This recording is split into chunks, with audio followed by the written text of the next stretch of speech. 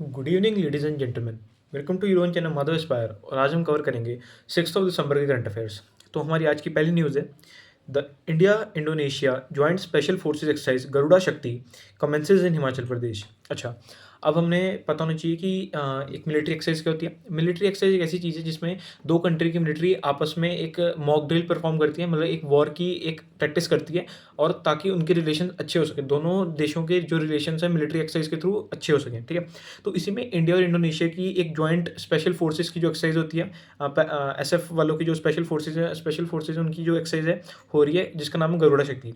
और ये गरुड़ा शक्ति हो रही है हिमाचल प्रदेश में। हिमाचल प्रदेश में ये जो इंडिया और इंडोनेशिया की एक्सरसाइज है गरुड़ा शक्ति, इसका 10th एडिशन हो रहा है, मतलब इस साल ये 10th टाइम होने जा रही है। इसके अलावा ये हो रही है the special forces training school, जो कि बकलो हिमाचल प्रदेश में। और ये एक्सरसाइज 3 दिसंबर से लेकर 12 दिसंबर तक चलेगी। ठीक है, तो ये थी हमारी आज की फर्स्ट न्यूज़। अब हम चलेंगे अपनी सेकंड न्यूज़ पे। तो आज की सेकंड न्यूज़ है, Trump gets FIFA's new peace prize.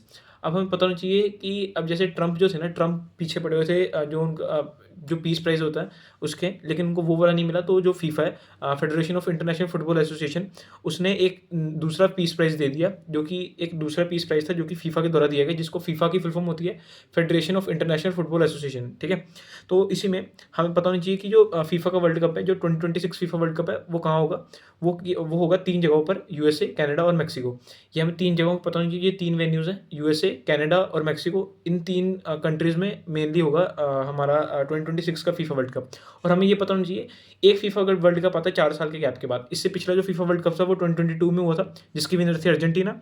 और मोस्ट ऑफ द टाइम सबसे ज़्यादा वर्ल्ड कप जीते हैं ब्राज़ील ने 5 टाइम्स फीफा वर्ल्ड कप को जीता हुआ है। ठीक है, तो इसके अलावा जो 2026 का फीफा वर्ल्ड कप होगा, इसमें अराउंड 48 टीम्स पार्टिसिपेट करेंगी। और ये स्टार्ट होगा 11 जून से, और इसकी एंडिंग होगी 19 जुलाई 2026 में। ठीक है, तो ये था हमारी आज की सेकंड न्यूज़। अब हम चलेंगे अपनी थर्ड न्यूज़ पे।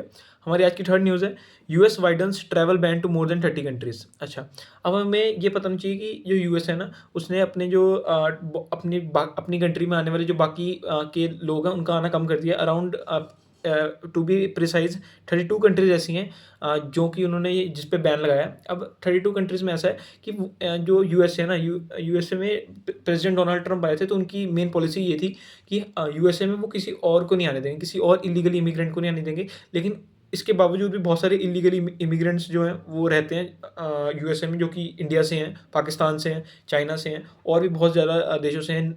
अफ्रीकन कॉन्टिनेंट से हैं, ये गल्फ़ कंट्रीज़ वाले हैं, जो सऊदी अरेबिया से हैं। बहुत सारे लोग हैं जो कि यूएसए में रहते हैं, क्योंकि यूएसए का जो लाइफ़स्टाइल है वो बहुत ज़्यादा डेवलप्ड है as compare to other nations. ठीक है, तो इसी में ये बात की गई है कि वो इलीगल इमिग्रेंट्स का आना बंद कर देंगे, जिसमें उन्होंने अराउंड 32 कंट्रीज़ पे ट्रैवल का बैन लगा दिया उनकी कंट्री पे। ठीक है, तो ये थी मेरी आज की थर्ड न्यूज़। अब हम चलेंगे अपनी फोर्थ न्यूज़ पे। तो आज की फोर्थ न्यूज़, जिसने पिछली 2 वीडियोस देखी हैं उसको पता होगा ये फोर्थ न्यूज़ किससे रिलेटेड है।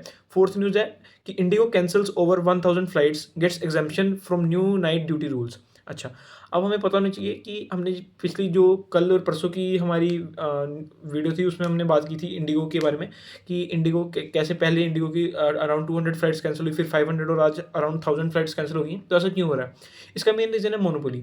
अब जो इंडिया में ना 60% जो मेन जो फ्लाइट्स चलती हैं ना, वो सिर्फ इंडिगो की चलती हैं। और इंडिगो की में एक प्रॉब्लम ये है कि इंडिगो अपनी न्यू एम्प्लॉयमेंट को नहीं लेकर आ रहा, कि मतलब वो और जितनी उनको मैन पावर की ज़रूरत है, जितनी उनको ह्यूमन रिसोर्स की ज़रूरत है, उतने वो लेके नहीं आ रहा। इसकी वजह से एयरलाइंस जो हैं, वो फ्लाइट्स जो हैं वो कैंसिल होती जा रही हैं।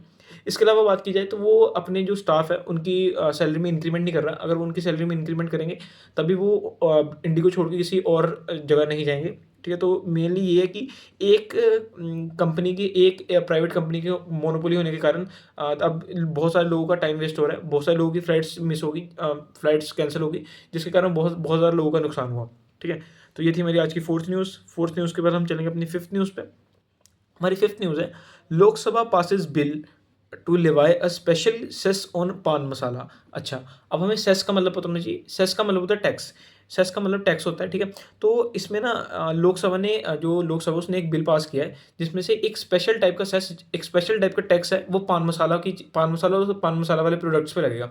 ठीक है, अब जैसे कुछ ये रजनीगंधा वगैरह, विमल वगैरह, ये सब पान मसाला है। ठीक है, इनके ऊपर एक स्पेशल तरह का सेस लगेगा, जिसको हम टैक्स भी बोलते हैं। ठीक है, तो इन पे ये है कि सरकार ये देखेगी। तो लेकिन ये जो प्राइवेट कंपनीज़ है ना, ये जो विमल पान मसाला, पान बहार, ये सब जो पान मसाला वाली कंपनीज़ है ना, ये बहुत ज़्यादा अच्छा गेम प्ले कर दें सरकार के साथ कि सरकार फँस जाए।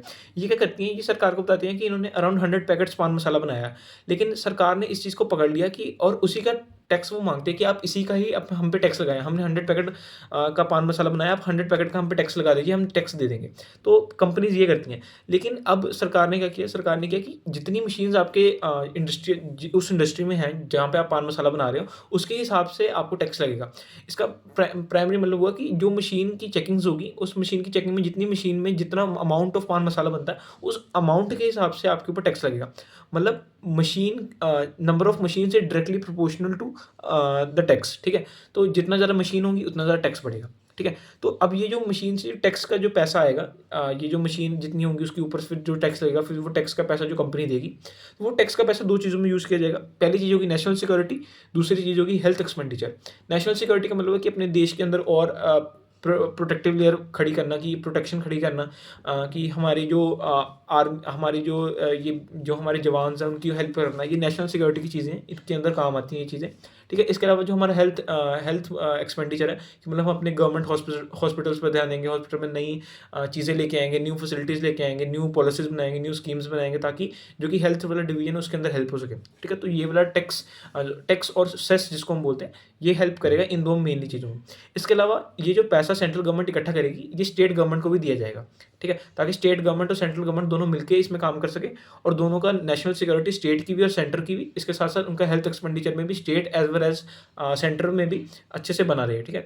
मेन 2 चीज़ें नेशनल सिक्योरिटी और हेल्थ, ये हमें पता होना चाहिए, ठीक है? ये थी हमारी आज की 5th न्यूज़। अब हम चलेंगे अपनी 6th न्यूज़ पे। तो हमारी आज की 6th न्यूज़ है, India Russia friendship remains steady like the pole star says PM.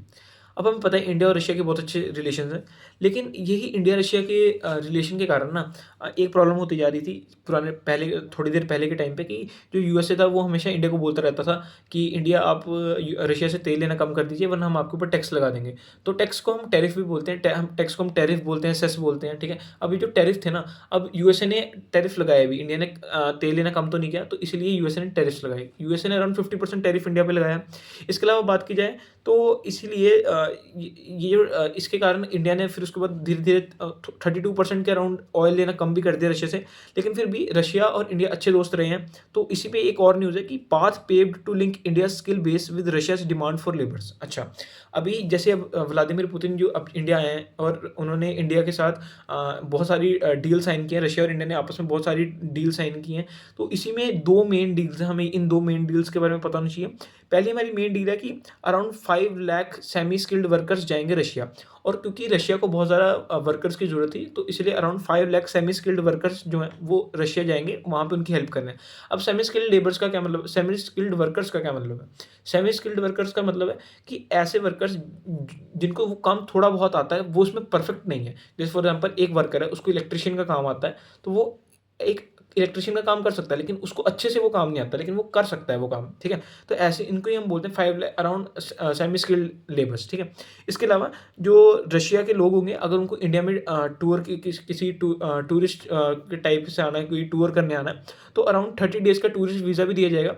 ये टूरिस्ट वीज़ा सिंगल लोगों के लिए भी हो सकता है कि अकेला कोई आके इंडिया का पूरा टूर करे। इसके अलावा ग्रुप टूरिस्ट वीज़ा भी दिया जाएगा, ठीक है? तो ये 2 मेन चीज़ें हमें पता होनी चाहिए। इसके अलावा हमने बात की कि वही ग्रांट किया जाएगा 30 डेज़ का टूरिस्ट वीज़ा, और ग्रुप टूरिस्ट वीज़ा भी दिया जाएगा जो रशिया के लोग होंगे, ठीक है? लेकिन इसके अलावा भी ना 2 मेन चीज़ें हैं जिसमें अगर हमें कभी इंडिया रशिया के, अगर हमसे कोई पूछ ले कि इंडिया और रशिया के रिलेशन क्यों अच्छे हैं, तो हमेशा हमें इन 2 चीज़ों का एग्ज़ाम्पल देना है। ये 2 प्राइम एग्ज़ाम्पल हैं जो हमें देने चाहिए। ये बिल्कुल एनालिसिस से हम बता सकते हैं कि ये 2 मेन एग्ज़ाम्पल हैं जो हमें कभी भी पूछ ले कोई कि इंडिया और रशिया अच्छे दोस्त कैसे हैं। तो आपको पहला एग्ज़ाम्पल देना है कि 1971 में जब इंडिया पाकिस्तान की वॉर हुई थी, जिसमें से इंडिया ने पाकिस्तान के ऊपर जीत पाकर बांग्लादेश को आज़ाद करवा दिया था, तो पाकिस्तान के साइड था यूएसए। तो यूएसए ने क्या किया था, यूएसए बे ऑफ बंगाल में अपने नेवल शिप्स ले आया था, ताकि अगर इंडिया पाकिस्तान पर अटैक करेगा, तो फिर पाकिस्तान पर अटैक करते ही यूएसए भी इंडिया के ऊपर अटैक कर देगा। लेकिन उस टाइम जो रशिया था, रशिया जो कि उस टाइम का यूएसएसआर था, उसने मिलके यूएसएसआर जो कि अभी प्रेजेंट टाइम का रशिया, उसने ऐसा किया था कि यूएसएसआर ने तब इंडिया की हेल्प की थी और एक ट्रीटी ऑफ फ्रेंडशिप साइन की थी। उसने यूएसए को हड़काया, उसने यूएसए को बोला कि अगर आप इंडिया पे अटैक कर दोगे तो रशिया यूएसए के ऊपर अटैक कर देगी, ठीक है? तो यही थी ट्रीटी ऑफ फ्रेंडशिप। और जो यूएसएसआर था, उसका नाम चेंज रशिया में तब हुआ था 1991 में। यूएसएसआर चेंज होकर उसको रशिया कर दिया गया था 1991 में, ये भी हमें पता होना चाहिए, ठीक है? तो एक हमारा एग्जाम्पल होगा। इसके अलावा एक और एग्जांपल है, जो गोवा का एग्जांपल है प्राइम, गोवा का जो पुराने टाइम का इतिहास है वो ये है कि उस वहाँ पर पोर्चुगीज़ लोगों का राज था, वहाँ पर पोर्चुगीज़ लोग आए थे, वहाँ पर उन्होंने राज किया। तो जब इंडिया आज़ाद हुआ तब इंडिया की गवर्नमेंट ने डिसाइड किया कि पोर्चुगीज़ को अपना करना है, तो इंडिया ने अपनी मिलिट्री को उधर भेजा और वहाँ पर जाकर उन्होंने पोर्चुगीज़ से बोला, लेकिन पोर्चुगीज़ ने फिर यूएसए को बोला और यूएसए ने फिर बोला कि अगर आप पोर्चुगीज़ को वहाँ से हटाओगे तो अगर आपने पोर्चुगीज़ पर अटैक किया तो यूएसए इंडिया पर अटैक कर देगी। और फिर उस टाइम फिर से रशिया आया था और रशिया ने बोला था कि अगर यूएसए ने अगर रशिया के ऊपर अटैक यूएसए ने अगर इंडिया के ऊपर अटैक किया तो रशिया यूएसए के ऊपर अटैक कर देगी, ठीक है? जिसके कारण हमने अपना गोवा बचा लिया और इसके अलावा हमने जो बांग्लादेश को आज़ाद करवाया था 1971 वाली इंडिया पाकिस्तान वॉर में, ये 2 प्राइम एग्जांपल्स थे, ठीक है? जिसमें हम बता सकते हैं कि इंडिया और रशिया के बहुत ज़्यादा अच्छे रिलेशंस हैं, ठीक है? तो हम चलते हैं आज की लास्ट न्यूज़ पे। आज की लास्ट न्यूज़ है, postal department considers UPI like labels for address. अच्छा, अब हमें ना पता होना चाहिए कि जैसे हमारे पास अपना यूपीआई है, यूनिफाइड पेमेंट इंटरफेस। उसमें ये होता है कि अगर हमें किसी से पैसे चाहिए तो हम अपना यूपीआई का क्यूआर कोड दिखाते हैं, वो हमारे यूपीआई को स्कैन करता है अपने गूगल पे या किसी भी और फाइनेंशियल ऐप पर ऐड करता है और हमें वो पैसे भेज देता है। उसी की तरह एक ना ध्रुवा प्लेटफ़ॉर्म करके एक चीज़ आएगी। ध्रुवा प्लेटफ़ॉर्म का क्या मतलब है? ध्रुवा प्लेटफ़ॉर्म का मतलब है digital hub for reference and unique virtual. अब इसमें होगा कि एक डिजिटल आईडी कार्ड बनेगा। अब डिजिटल आईडी कार्ड का मतलब क्या है? डिजिटल आईडी कार्ड का मतलब है कि हमारा एक ऐसा एड्रेस कार्ड बनेगा, आईडी आईडी कार्ड बनेगा जिसमें हमारा एड्रेस पहले से ही होगा उस कार्ड में। तो उसमें उस कार्ड में ना हमको ऐसे स्पेसिफिकली फॉर एग्ज़ाम्पल हम अमेज़न या फ्लिपकार्ट का यूज़ कर रहे हैं, हम वहाँ पर अपना एड्रेस डालते हैं। लेकिन हमें फिर वो एड्रेस नहीं डालना पड़ेगा, हमें वो कार्ड का सिर्फ़ इन्फॉर्मेशन डालनी पड़ेगी, कोई एक नंबर होगा, डिजी पिन जिसको हम बोलते हैं, वो हमें डालना पड़ेगा। अगर हम वो डालेंगे तो उसके थ्रू सीधा हमारे घर पर वो सामान पहुँच जाएगा। अब लोग सोचेंगे कि अगर हम एड्रेस भी डालेंगे तब भी तो हमारे घर पे सामान पहुँच जाता है, लेकिन ऐसी बात नहीं है। जैसे फॉर एग्ज़ाम्पल अगर हम ऐसे अपना नॉर्मल मैन्युअली एड्रेस डालते हैं, वो डिजी पिन नहीं डालते, तो अगर हम एड्रेस डालेंगे तो जब भी कोई गिग वर्कर जो डिलीवरी वाले पार्टनर्स होते हैं उनको बोलते हैं, जो वो डिलीवरी पार्टनर आएगा तो वो बोलेगा कि आपको कहाँ आना है, आपको इतनी दूर आना है, मैं यहाँ हूँ, आप कहाँ हो? तो ये सब चीज़ों का एक मिसकम्युनिकेशन होता है, तो इसी को चेंज करने के लिए एक ध्रुवा प्लेटफ़ॉर्म को लेके आ रहे हैं। तो इसमें ये होगा कि उसको एक टेक्नोलॉजी होती है जिसको हम बोलते हैं जियोस्पेशियल टेक्नोलॉजी। इसमें ना वो पूरे अर्थ की मैपिंग हो जाएगी और उस जो हमारा डिलीवरी पार्टनर है वो एग्ज़ैक्ट लोकेशन पर आएगा, उसको फ़ोन करने की ज़रूरत भी नहीं पड़ेगी, ठीक है? तो यही है ध्रुवा प्लेटफ़ॉर्म, जिसका फुल फॉर्म है digital hub for reference and unique virtual, ठीक है? ये किया गया बाय डिपार्टमेंट ऑफ पोस्ट, और ये किसके अंडर आती है? ये आती है मिनिस्ट्री ऑफ कम्युनिकेशन के अंदर आती है। ये वाला डिपार्टमेंट ऑफ पोस्ट आता है under the ministry of communications, ठीक है? तो इसी के अंदर हमने पता लगा कि ये जियोस्पेशियल टेक्नोलॉजी का काम किया जाएगा। ये जो हमारी ध्रुवा प्लेटफ़ॉर्म है इसके अंदर जियोस्पेशियल टेक्नोलॉजीज़ के साथ काम किया जाएगा, जिससे पूरे अर्थ की मैपिंग होगी और जो डिलीवरी पार्टनर होगा वो एग्ज़ैक्ट लोकेशन पर पहुँच पाएगा, ठीक है? इसके अलावा इसमें एक 2-3 चीज़ें और थी कि अब जो गूगल मैप्स है उसमें भी इसका यूज़ होता है, लेकिन गूगल मैप्स में ना कभी-कभार ऐसा होता है कि इसका नेगेटिव चीज़ ये है कि एक बार की न्यूज़ है कि Google maps error leading to accidents, Indian alternatives needed. Um, Rajya Sabha member of parliament, ठीक है? इसमें इन्होंने ये बोला था कि कि एक कोई मेंबर ऑफ पार्लियामेंट थे, उन्होंने गूगल मैप को यूज़ किया। अगर वो जब गूगल मैप को यूज़ कर रहे थे, तो वो यूज़ करते-करते वो एक गलत लोकेशन पे पहुँच गए। इसके अलावा एक पीडब्ल्यूडी डिपार्टमेंट का केस भी है कि उन्होंने एक ऑफ़िशियली एक किसी रोड के ऊपर जा रहे थे, लेकिन उस रोड के ऊपर उनको बोला गया था कि गूगल मैप के थ्रू आगे रास्ता है, लेकिन वो आगे रास्ता नहीं था, तो उनका बहुत बड़ा एक्सीडेंट हो गया, जिससे एक की मौत भी हो गई थी, एक की डेथ भी हो गई थी, ठीक है? तो बस इसमें कभी-कभार इसका नेगेटिव इम्पैक्ट ये है कि इसकी सही कभी-कभार नहीं चीज़ निकलती जियोस्पेशियल टेक्नोलॉजी की, कभी-कभार ये गलत भी हो जाता है, तो इसकी कुछ 100% श्योरिटी नहीं है, ठीक है?